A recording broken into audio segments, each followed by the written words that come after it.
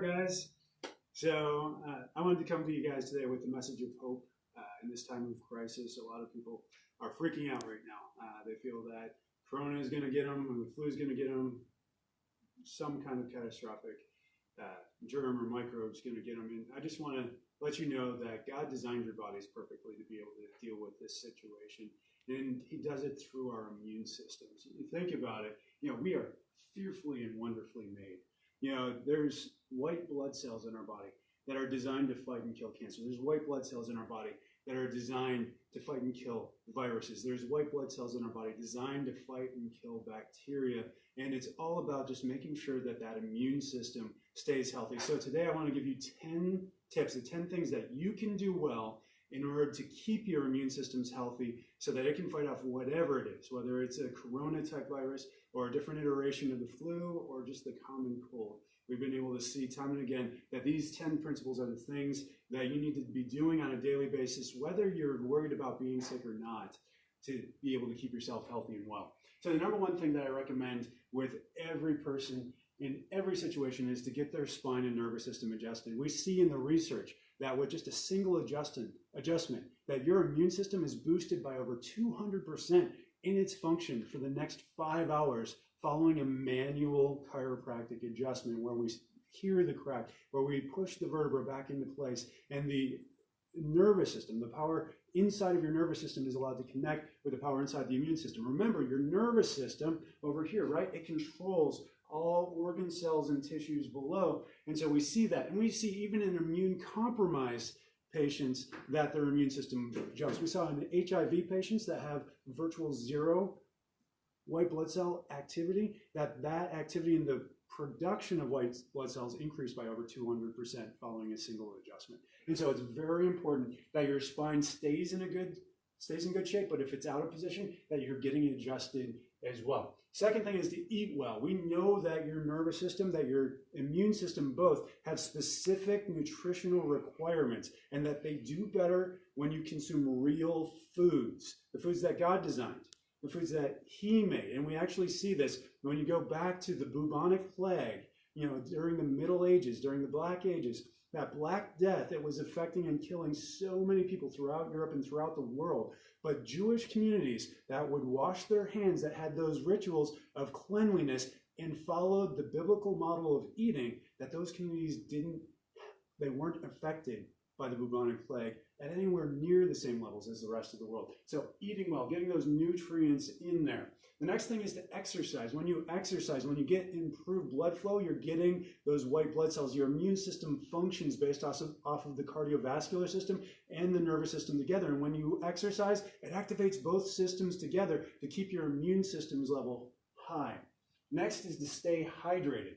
We absolutely need to be consuming enough water. And a good rule of thumb is not that borderline, the one size fits all 8 ounces or 8 glasses of 8 glasses a day. Sorry. It's actually half your body weight in ounces. So if you're sitting at 200 pounds, that would be 100 ounces of water that you're drinking in a day to keep yourself hydrated. If you're concerned about it, watch the color of your urine. As it's coming out, if it's close to clear, you're keeping yourself hydrated.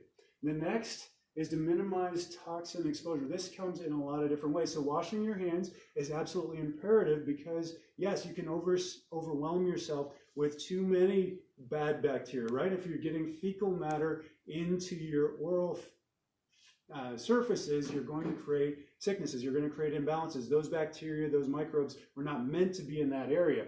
However, this also comes down to our cleaning products.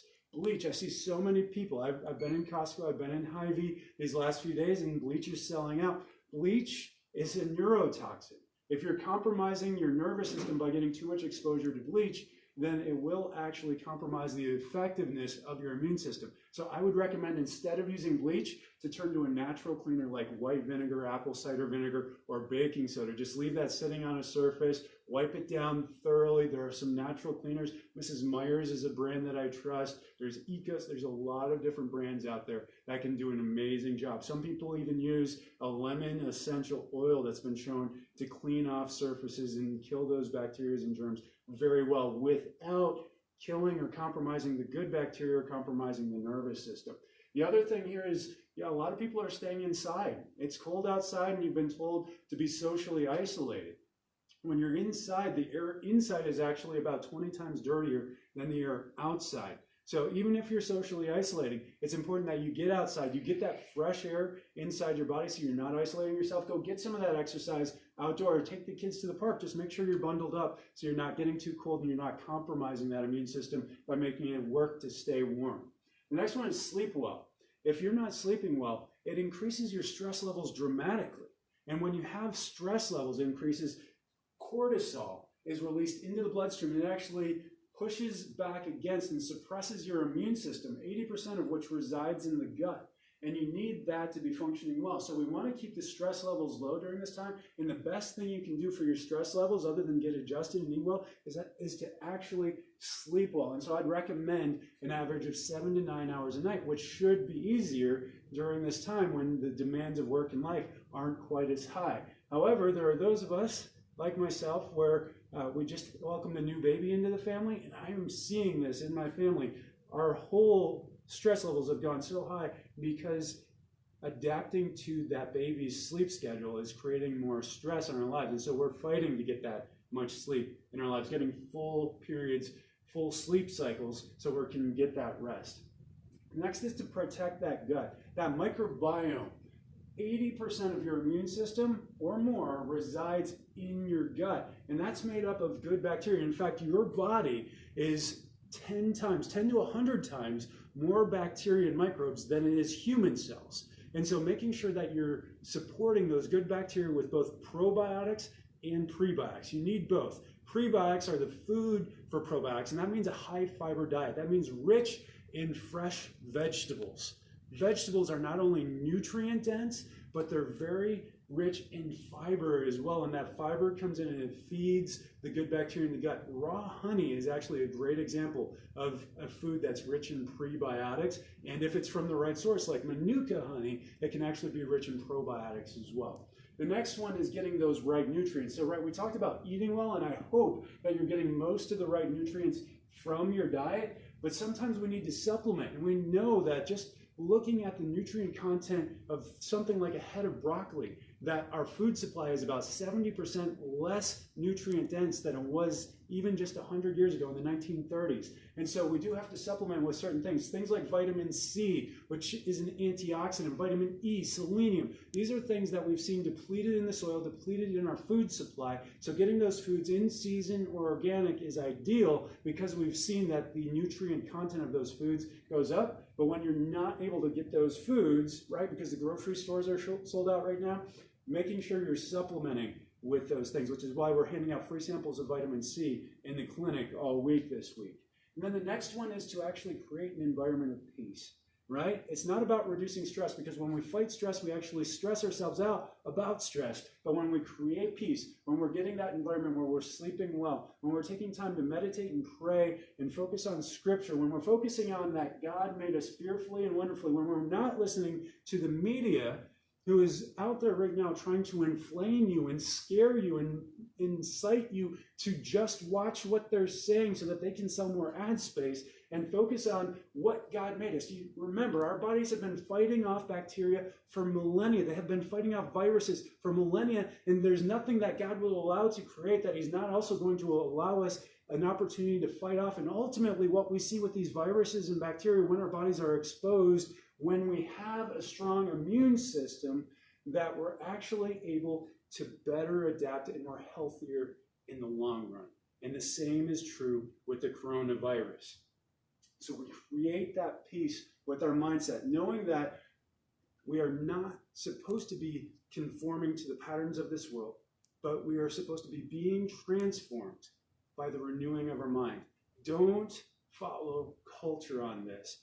Press back against culture. Be different. God called you to be different, so be different. And in doing so, you'll create peace. And then the last one is actually completing that sandwich, getting adjusted. And I wanted to talk a minute about the 1918 flu pandemic, which is one of the most deadly pandemics in the world. We saw the Spanish flu come through and wipe out almost as many people as World War I.